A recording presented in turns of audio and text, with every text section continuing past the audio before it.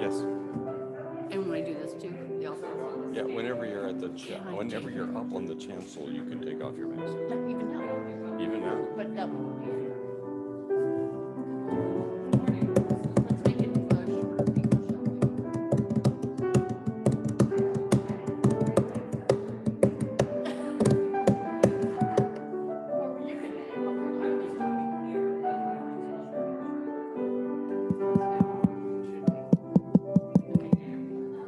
Well, Janet, look at that.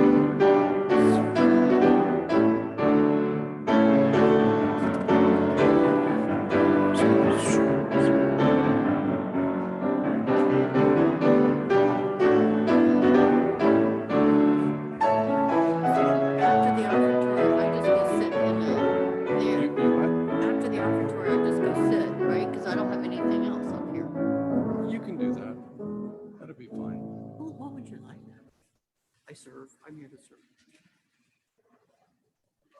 I'll sit in the front.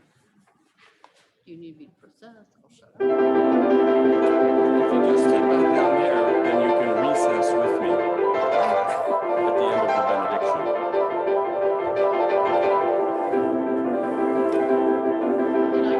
And I can make faces behind you. That's right. Put the arms behind your head.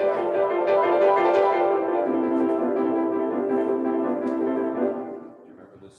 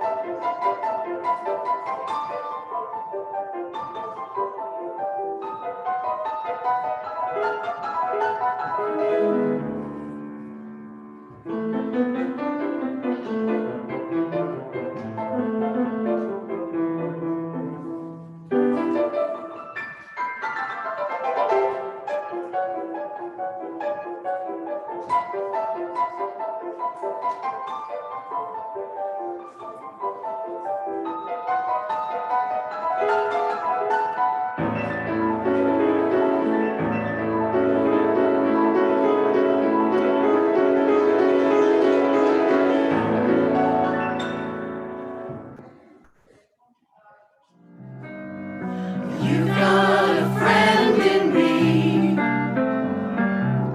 You got a friend in me. When the road looks rough ahead and you're miles and miles from your nice warm bed, you just remember what your old pal said. Son, you got a friend in me.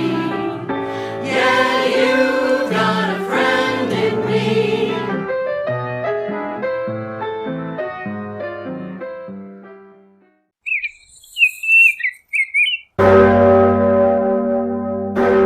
We are now called together, called by bell and bird, called by mountain and plain, called by the beat of our hearts to join again the living tradition we share, to answer again the call of justice and love. Today, with the bell ringing from St. Gudula Cathedral in Brussels and the orioles singing around the eastern U.S., let us remember the second of our tradition's sources. Words and deeds of prophetic people, which challenge us to confront powers and structures of evil with justice, compassion, and the transforming power of love.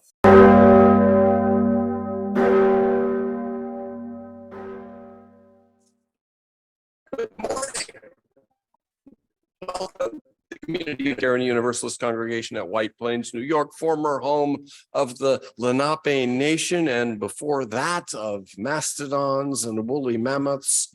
I'm the Reverend Meredith Garmon, minister. I'm Laura Kim Joyner, a community minister in affiliation with this congregation and your worship associate today.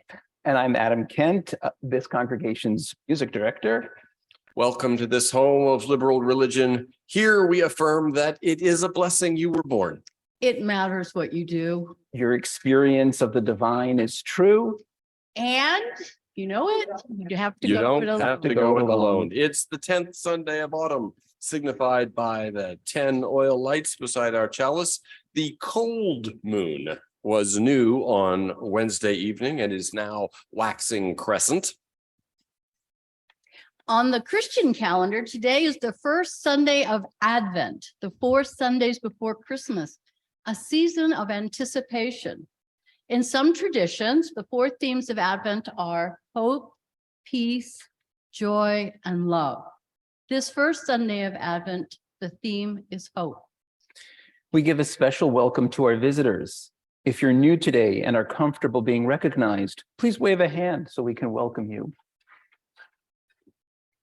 If you are new here today online, please introduce yourself in the chat. Those online can find a link to the order of service on our website at CUUCWP.org.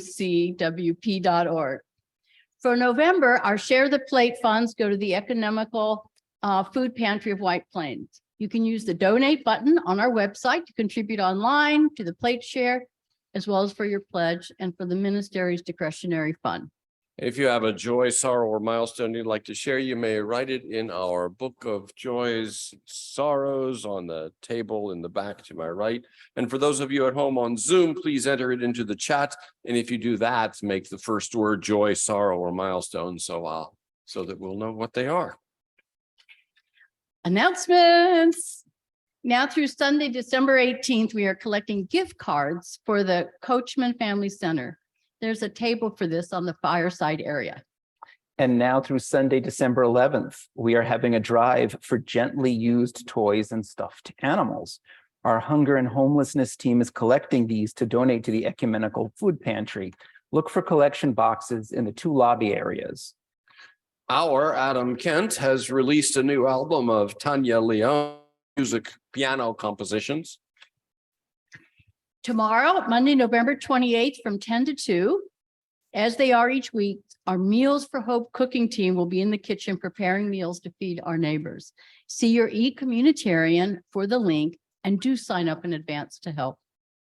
Next Sunday, December 4th at 1 p.m., our winter choral concert. The Community Unitarian Universalist Choir presents Vivaldi's Gloria and Songs of the Season.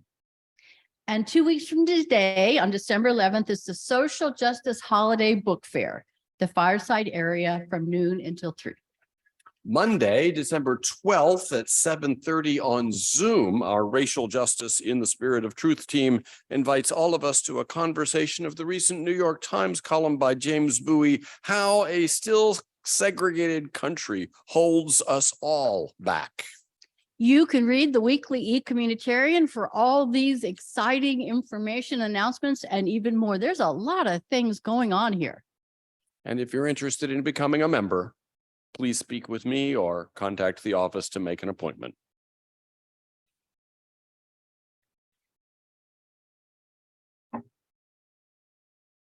So I'm the Kim replacement today, Janet Bear. First, I want to remind you to turn off your phones if you neglected to do that. Secondly, our first hymn is number 349, We Gather Together. Please stand as you are able for our hymn.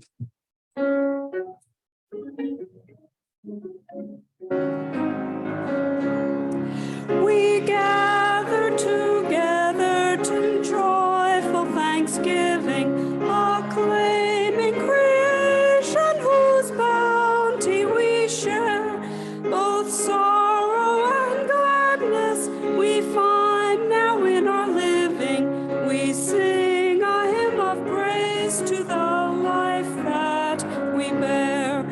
We gather together to join in the journey, confirming, committing our passage to be a true affirmation in joy and tribulation. When bound to human care and hope, then we are free. You may be seated. Good morning. I'm Al Roque, representing the Committee on Ministry. If anyone has any questions about what the Committee on Ministry does, please see me. I'll be around at coffee hour. While it looks like today is going to be a sort of rainy day, one of the many things I'm thankful for is the wonderful weather we've had over the last few days that we could share with family and friends. On the 10th Sunday of the season, we dedicate our chalice to the second source of the living tradition we share, words and deeds of prophetic people which challenge us to confront powers and structures of evil with justice, compassion, and the transforming power of love. We invite those online to light a chalice or candle at home, and anyone in the sanctuary activity area to light the chalices there. Then read along from the order of service link on our website. Please join with me in the responsive chalice lighting words in your order of services on the screen. Please read the lines in italic. Nothing worth doing is complete in our lifetime. Nothing true or beautiful or good makes complete sense in any immediate context of history. Nothing we do, however virtuous, can be accomplished alone. No virtuous act is quite as virtuous from the standpoint of our friend or foe as from our own.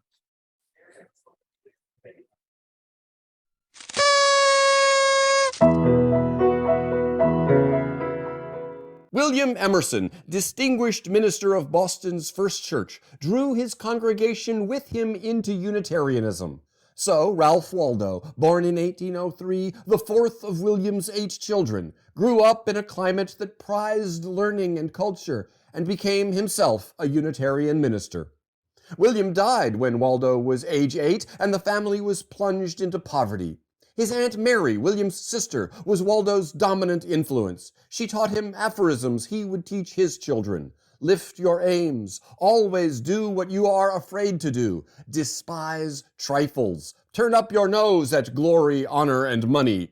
And, oh, blessed, blessed poverty.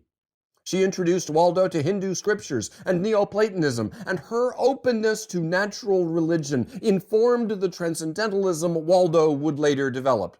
At 14, Waldo entered Harvard. At 24, he began to preach at Unitarian churches in Massachusetts and New Hampshire. At 26, he became associate minister at Boston's Unitarian Second Church. A year later, when the senior minister left, Waldo was made the senior minister. He never relished parish work, but he liked preaching. While most of his colleagues preached from biblical texts, explicating what the text wanted to say, Reverend Waldo Emerson was more inclined to employ biblical texts to illustrate what he wanted to say. Yet he conveyed a homely elevation that charmed his congregants, and the membership was growing. Then, in 1832, at age 29, Waldo resigned his pulpit and never served another congregation. He said it was because he could not in conscience serve communion, knowing the members construed the meaning of the rite differently than he did. The real issue was probably vocational calling. He wasn't sure to what he was called, but he began to feel that it wasn't the ministry.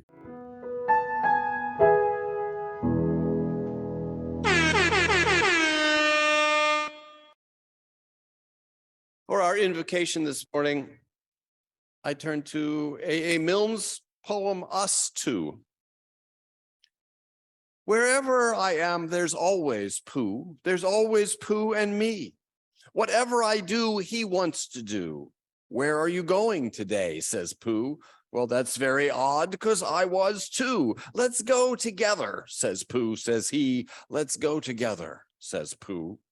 What's twice 11? I said to Pooh. Twice what? Said Pooh to me. I think it ought to be 22. Just what I think myself, said Pooh.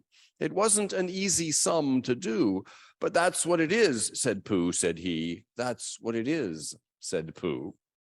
Let's look for dragons, I said to Pooh. Yes, let's, said Pooh to me.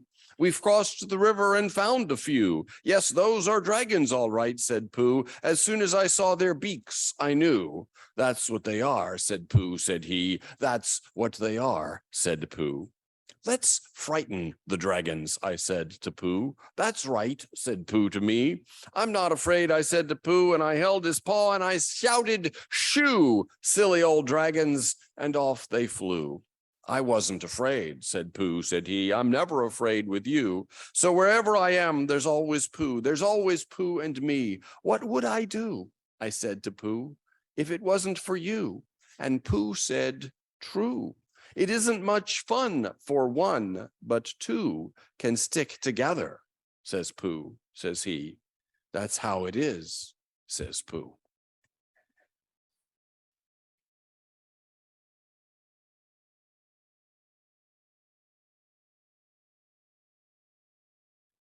We'll now have our sung invocation. Spirit of truth that dwellest in the mountain, descend, we pray thee, to the mods of earth. Give us to hear the rustle of thy garment. Grant us to feel thy shadow near. So may we find the strength to stand face forward, courage to walk toward the dawning day.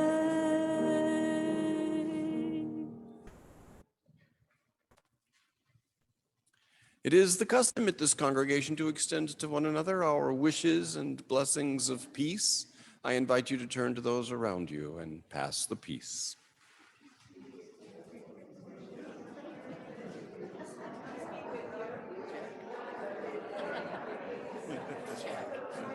Yeah, up close on that one.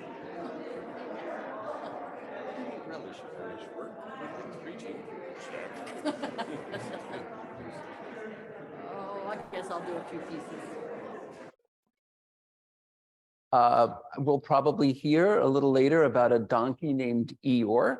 But this is a piece called The Little White Donkey, written before there was an Eeyore, who famously said, funny thing about accidents is you never have them until you're having them.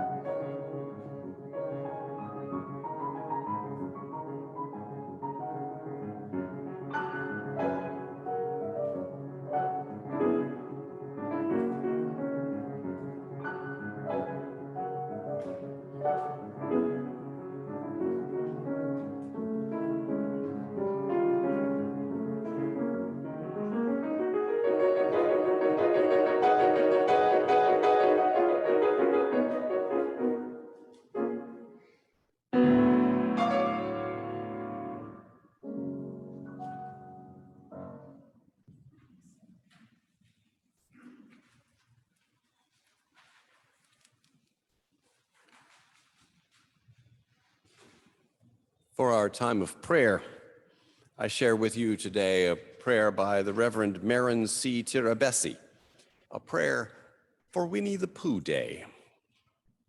God, take me on a walk today with my feet or heart or fingers across the newsfeed, not with my own purpose, as if I have set my way's destination to social navigate around the traffic of other people's living, or I am determined to get in all my steps. In fact, not for a purpose at all, except for walking and seeing and hearing, smelling what there is to see and hear and smell, and maybe touch tree bark or get stuck in a log, and then, like Winnie the Pooh and Piglet, go hunting or visiting or bringing birthday presents. Open my heart to Eeyores who point out what is disappointing in everything, and Tiggers whose bounce is even more irritating.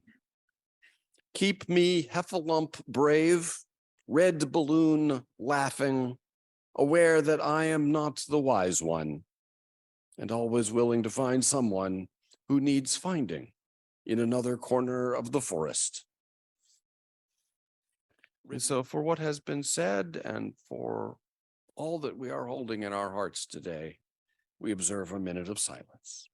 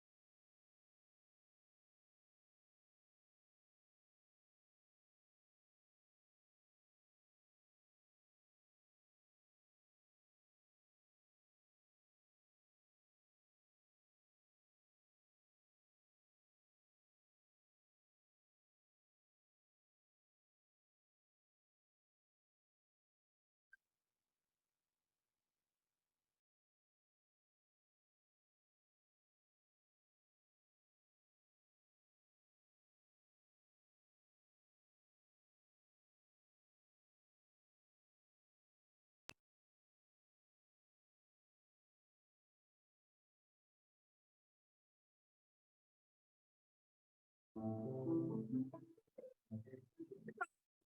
hungry hearts everywhere through endless time. You who wander, you who thirst, I offer you contented mind. Calling out to hungry spirits everywhere through endless time. Calling out to hungry hearts, all the love and the left behind. Gather round and share our lives, your joy and your sorrow, I make it mine.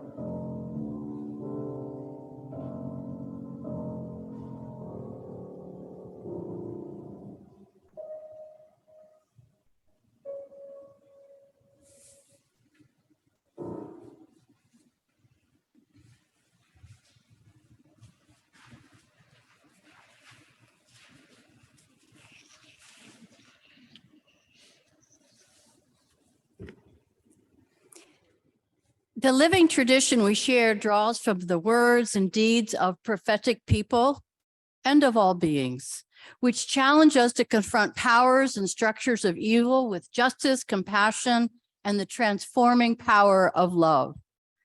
The prophets, they speak truth to power or show us how we have become complicit with oppression. And they call us to our better selves and challenge us to confront injustice.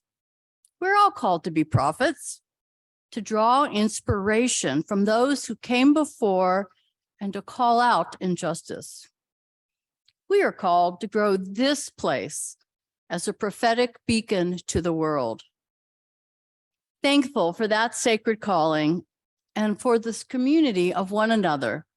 To make it so, let an offering now be given and received. I never thought I'd be the one to say this, but Feel free to sing along.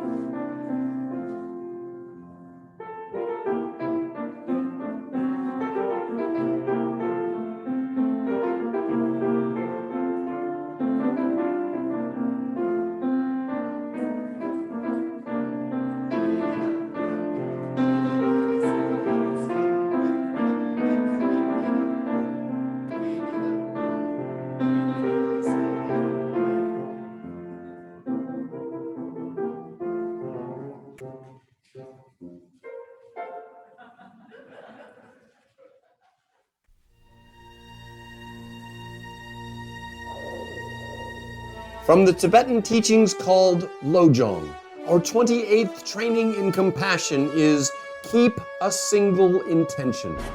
The single intention to keep is to be kind, to benefit beings, yourself not less and not more. When you eat breakfast, keep that spirit. May I have breakfast this morning to nourish all beings.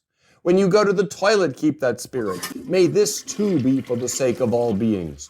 When you walk upstairs, do it to rise up in goodness with all beings. Walk down the stairs to deepen commitment to truth for the benefit of others. Leave the house to go forth to do some good for someone else. Return home in the hope that all beings will one day return to their true home. Whatever you do, dedicate your activity to others. Compose little sayings for yourself like these for the activities of your day. Can you actually sustain a practice like this? Of course not. You'll forget, but every time you remember, rededicate yourself to serving all beings. Take a breath right there at the moment of noticing you've forgotten. Forgive yourself. Oops, there I go again. And return to your single intention. The more you practice it, the more you will remember. If you can practice grace before meals, you can practice grace at other repetitive occasions during the day.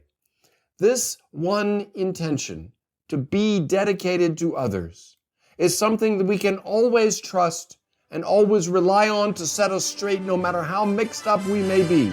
Whatever is going on, always come back to this best and most basic motivation, the wish to care about others and to be of some service to them.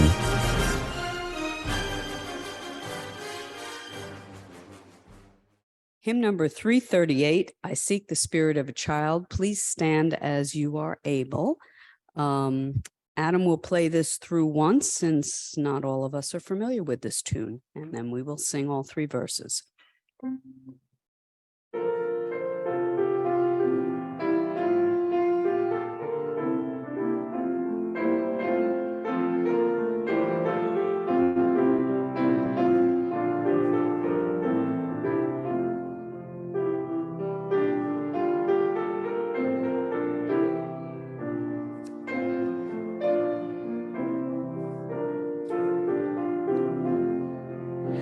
I seek the spirit of a child, the child who meets life naturally, the child who sings the world alive and greets the morning sun with glee.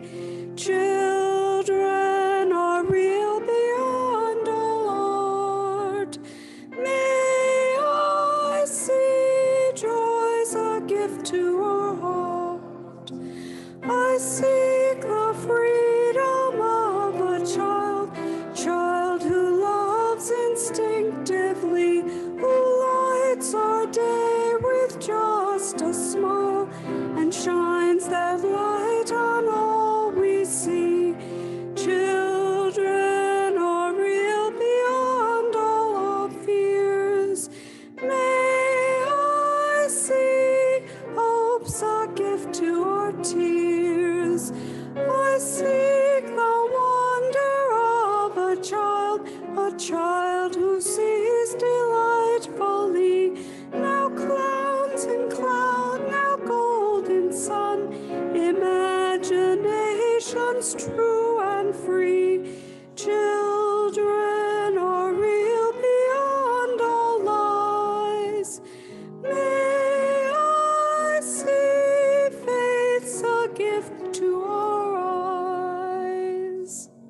may be seated.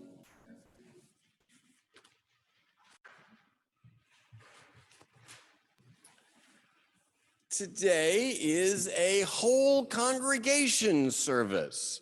We have designed it for the children to be in with us, and they aren't. But they are having fun being wherever they are, and I will simply have to invite all of you to bring forth your inner child to stand in for them. People of all ages are invited to be here in the sanctuary, and my message is for all of us. I do not remember my grandparents saying to me when I was 6 or 8 or 10, "When I was your age, we didn't have television to entertain us." I don't remember my grandparents saying that, but they could have. And I, in turn, have not said to my granddaughter, now age 6, "When I was your age, we didn't have smartphones and tablets and YouTube videos on demand." I have not said that, I don't think, but I could. And someday, in 60 or 70 years, assuming that climate disaster apocalypse is averted, she might be able to tell her grandchild, "When I was your age, we didn't have holographic AI friends to play with." But one thing that my grandchild's grandchildren will have, and that my grandchild's children will have, and that my grandchild has, and my children had, and that I had as a child, that my parents had when they were children, is Winnie the Pooh. It's been 96 years since A.A. Milne published Winnie the Pooh. In just 4 years, it'll be 2026, and we'll be celebrating the 100th anniversary of Winnie the Pooh. 2 years after the first book, a second came out, The House at Pooh Corner. 20 stories in all. 10 stories in the first book, 10 stories in the second book. And that's what we have. And 20 stories seems to me the perfect number for knowing and loving the folk of the 100-Acre Wood.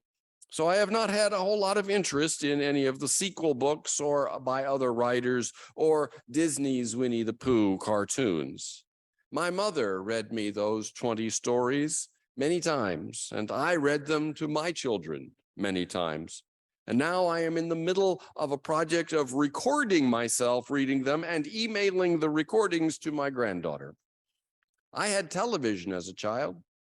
My children had television, VHS, and 80s era video games. My granddaughter, age 6, has all of these. Well, not the VHS tapes, but DVDs. And she can tap on her tablet like nobody's business, calling up an endless stream of her favorite diversions. But whatever our technological distractions, there is always also room for Pooh and Piglet and Christopher Robin, Rabbit and Rabbit's friends and relations, Owl and Eeyore, Kanga and Roo and Tigger, not to mention the characters that appear by not appearing. I mean, the characters that our imaginary characters themselves imagine, woozles, whizzles, heffalumps, and jagulars. I learned many important lessons from those 20 stories. The main lesson is a brain is not nothing and is also not everything. Pooh is our hero, and we are often reminded that he is a bear of very little brain. He sometimes thinks it would be nice to have a bit more. For instance, toward the end of the 20th story, in which Christopher Robin and Pooh come to an enchanted place and we leave them there, Christopher Robin and Pooh go walking off together. They came to an enchanted place at the very top of the forest called Galleon's Lap. It was the only place in the forest where you could sit down carelessly without getting up again almost at once and looking for somewhere else. Sitting there, they could see the whole world spread out until it reached the sky. And whatever there was all the world over was with them in Galleon's Lap. Suddenly, Christopher Robin began to tell Pooh about some of the things people called kings and queens, and something called factors, and a place called Europe, and an island in the middle of the sea where no ships came, and how you make a suction pump if you want to, and when knights were knighted, and what comes from Brazil. And Pooh, his back against one of the 60-something trees and his paws folded in front of him, just as you see pictured on the front of your order of service, said, "Oh, and I didn't know," and thought about how wonderful it would be to have a real brain which could tell you things. And yes, it is wonderful to have a real brain that can tell you things about how to make a suction pump and what comes from Brazil and whatnot. But you don't need much brain to just let things come. It's really most wonderful of all the way things just come, as they do when you are doing nothing. Nothing, Christopher Robin tells us earlier in the same story, is what he likes doing best. "How do you do nothing?" asked Pooh after he had wondered for a long time. "Well, it's when people call out at you just as you're going off to do it. 'What are you going to do, Christopher Robin?' And you say, 'Oh, nothing,' and then you go do it." Doing nothing and letting things come is a gift. Rabbit, for instance, doesn't have it. In the 15th story, in which Rabbit has a busy day and we learn what Christopher Robin does in the mornings, Rabbit is on his way to see Pooh. Before he had gone very far, he heard a noise, so he stopped and listened. This was the noise. Noise by Pooh. "Oh, the butterflies are flying now the winter days are dying, and the primroses are trying to be seen, and the turtle doves are cooing, and the woods are up and doing, for the violets are bluing in the green. Oh, the honeybees are gumming on their little wings and humming, that the summer which is coming will be fun. And the cows are almost cooing, and the turtle doves are mooing, which is why a Pooh is pooing in the sun." "Hello, Pooh," said Rabbit. "Hello, Rabbit," said Pooh dreamily. "Did you make that song up?" "Well, I sort of made it up," said Pooh. "It isn't brain," he went on humbly, "because you know why, Rabbit, but it comes to me sometimes." "Ah," said Rabbit, who never let things come to him, but always went and fetched them. And that is what brain is good for, going and fetching things, figuring out what things to go and fetch and how to go and fetch those things, and whether they are things like concepts or ideas or a pair of scissors or the necessary provisions for an exposition.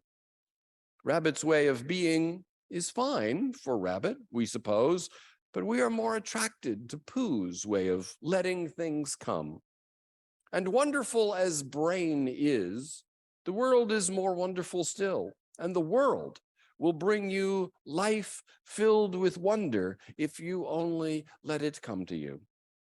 Brain is really quite limited, as is indicated by a related lesson: you never know and you never can tell. Right from the very first story, we learn about things you never can tell about. Pooh wants to get honey from a bee's nest way up in a tree. He needs a balloon to float him up to where the honey is. Christopher Robin has a green balloon and a blue balloon. Which one would Pooh like? Pooh put his head between his paws and thought very carefully. "It's like this," he said. "When you go after honey with a balloon, the great thing is not to let the bees know you're coming. Now, if you have a green balloon, they might think you were only part of the tree and not notice you. And if you have a blue balloon, they might think you were only part of the sky and not notice you. And the question is, which is most likely? Wouldn't they notice you underneath the balloon?" you asked. "They might or they might not," said Winnie the Pooh. "You never can tell with bees." And a little bit later, Pooh Bear floated gracefully up into the sky and stayed there, having chosen the blue balloon, level with the top of the tree and about 20 feet away from it. "Hooray!" you shouted. "Isn't that fine?" shouted Winnie the Pooh down to you. "What do I look like?" "You look like a bear holding on to a balloon," you said. "Not said Pooh anxiously. Not like a small black cloud in a very blue sky? Not very much. Ah, well, perhaps from up here it looks different. And as I say, you never can tell with bees. A little later, Pooh says it a third time. Christopher Robin, Pooh said in a loud whisper. Hello? I think the bees suspect something. What sort of thing? I don't know, but something tells me they're suspicious. Perhaps they think that you're after their honey. It may be that. You never can tell with bees. And of course, it isn't just bees with which you never can tell, but we'll pick up from there after the interlude.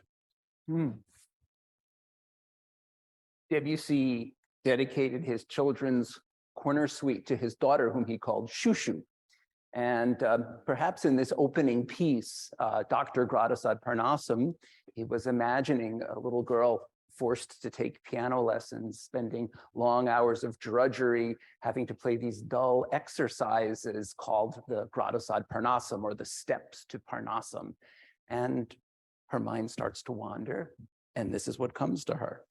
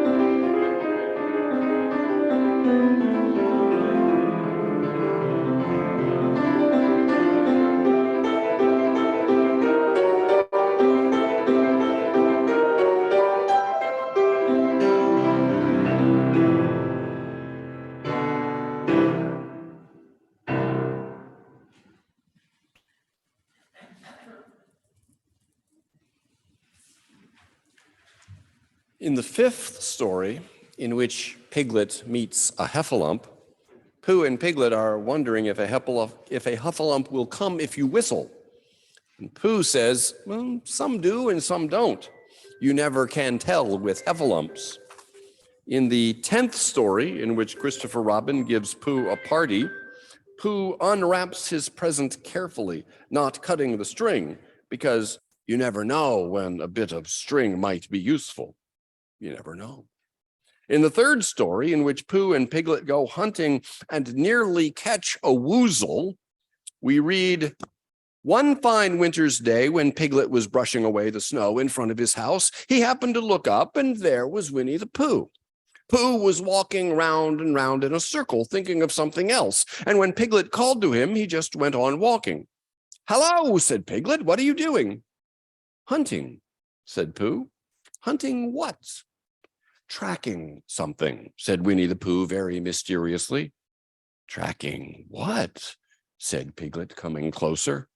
That's just what I ask myself.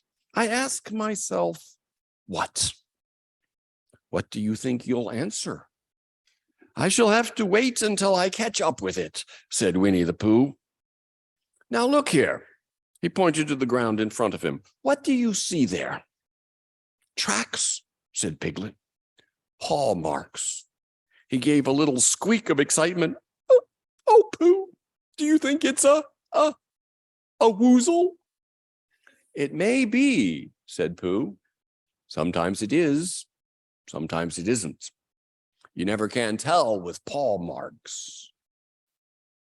There's great wisdom in reminding ourselves that we don't know, that there are things in every situation we face about which we simply never can tell. In don't know mind, there is room for mystery and wonder. But you see, there's a catch. The principle applies to itself. In other words, you never can tell about being able to tell. Sometimes the space that we have left for mystery and wonder can get filled up with imaginings and delusions. And this is just what happens to Pooh and Piglet with the paw marks. If you remember the story, then you know that Pooh was walking around a spinney. That's British for a small area of trees and bushes. The tracks he discovered as he began his second time around, of course, were his own tracks from the first time around. Yet even though Pooh wisely observes that you never can tell with paw marks, in the space of that knowing, he allows his imaginings to get the better of him. The imagining starts out as Piglet's, for Piglet it is who raises the possibility of a woozle. As they continue circling the spinney, there seem to be two woozles. And then as Piglet's second time around begins, two woozles and a whizzle. Though as Pooh has not entirely forgotten that, as he said, you never can tell with paw marks, he acknowledges that it might just as well be two whizzles and one woozle. In any case, there are three somethings, and then four. And just when the apparent increasing population of woozles and whizzles has alarmed Piglet beyond his capacity to bear, Christopher Robin reveals himself. He's been up in a tree the whole time looking down at them as they circled the spinney. Silly old bear, Christopher Robin said, what were you doing? First, you went around the spinney twice by yourself, and then Piglet ran after you, and you went around again together, and then you were just going around a fourth time. Wait a moment, said Winnie the Pooh, holding up his paw. He sat down and thought, in the most thoughtful way he could think. Then he fitted his paw into one of the tracks, and then he scratched his nose twice and stood up. Yes, said Winnie the Pooh. I see now, said Winnie the Pooh. I have been foolish and deluded, said he. The lesson is you never can know, but the lesson is also that this is a difficult lesson to retain. Not knowing clears the space, but it's so easy for imaginings to fill it up again. And there's another catch. Not knowing can become a rationalization for letting impulse overcome our better judgment. We see this in the fifth story in which Piglet meets a heffalump. Pooh and Piglet, never having met or seen a heffalump, decide to build a trap to catch one. They will dig a very deep pit for the heffalump to fall into. Where should they dig the very deep pit? Piglet said that the best place would be somewhere where a heffalump was just before he fell into it, only about a foot farther on. This is not such a helpful suggestion, but somehow they pick a spot, and Piglet says he'll dig the pit while Pooh goes to get a jar of honey to put into the pit as bait to lure the heffalump. As soon as Pooh got home, he went to the larder. And he stood on a chair and took down a very large jar of honey from the shelf. It had honey, Hunny, written on it.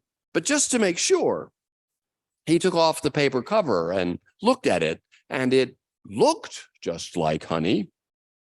But you never can tell, said Pooh. I remember my uncle saying once that he had seen cheese just this color. So he put his tongue in and took a large lick.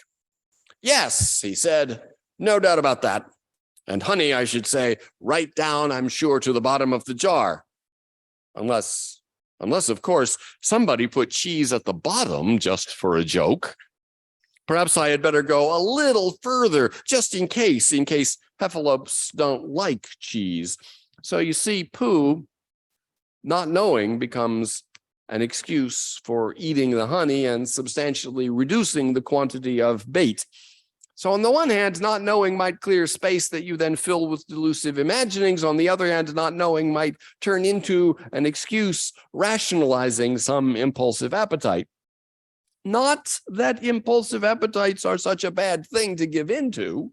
Appetite, too, is something that just comes along, and Pooh often lets it come, and things seem to more or less work out okay. And so you never can tell with not being able to tell.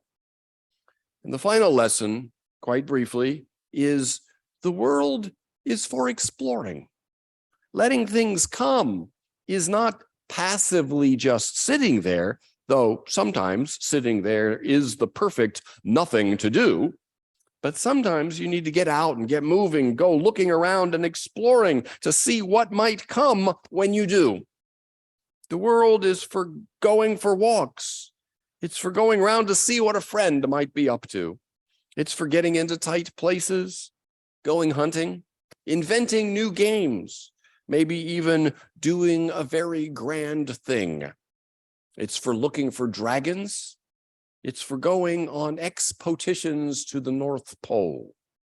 Exploring is not the same as going and fetching, because with fetching, you know exactly what you are after. And with exploring, you are putting yourself out there to let come whatever will come when you do. And so with Advent upon us, and all the busyness that comes with the holiday season, all the going and fetching this or that, I hope that you will have some time to do nothing and to let things come to you. You never can tell what you'll find around you in your 100-acre wood. May it be so. Amen. Please stand and join in singing our final hymn, "'Tis a Gift to Be Simple."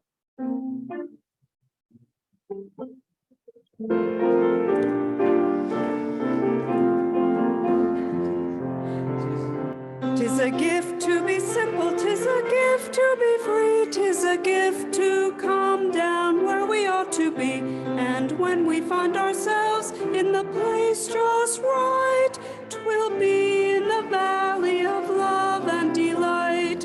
When true simplicity is gained, to bow and to bend we shan't be ashamed to turn. Turn will be our delight, till by turning, turning we come round right.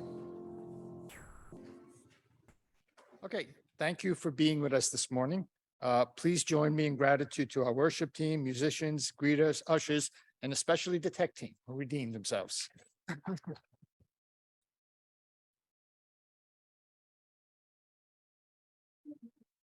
We invite those with us here in the sanctuary to stay for coffee, refreshments, and conversation in Fellowship Hall.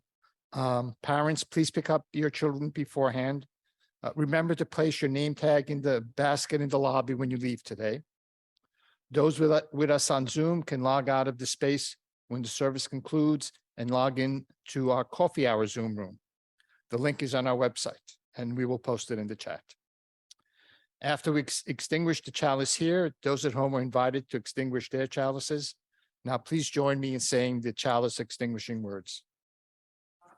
The prophet's challenge to confront harm, to respond with justice, compassion, and the transforming power of love. This is now our resolve. In a concession to the extra canonical Winnie the Pooh, this benediction is from the Disney movie Pooh's Grand Adventure. Christopher Robin says to Pooh, "If ever there's a tomorrow when we're not together, there's something you must remember. You are braver than you believe, stronger than you seem, smarter than you think, and loved more than you know. Go in peace.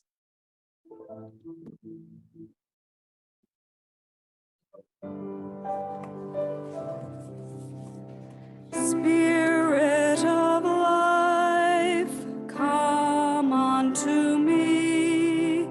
Sing in my heart all the stirrings of compassion. Blow in the wind, rise in the sea. Move in the hand, giving life the shape of justice. Roots hold me close, wings set me free. Spirit of life, come to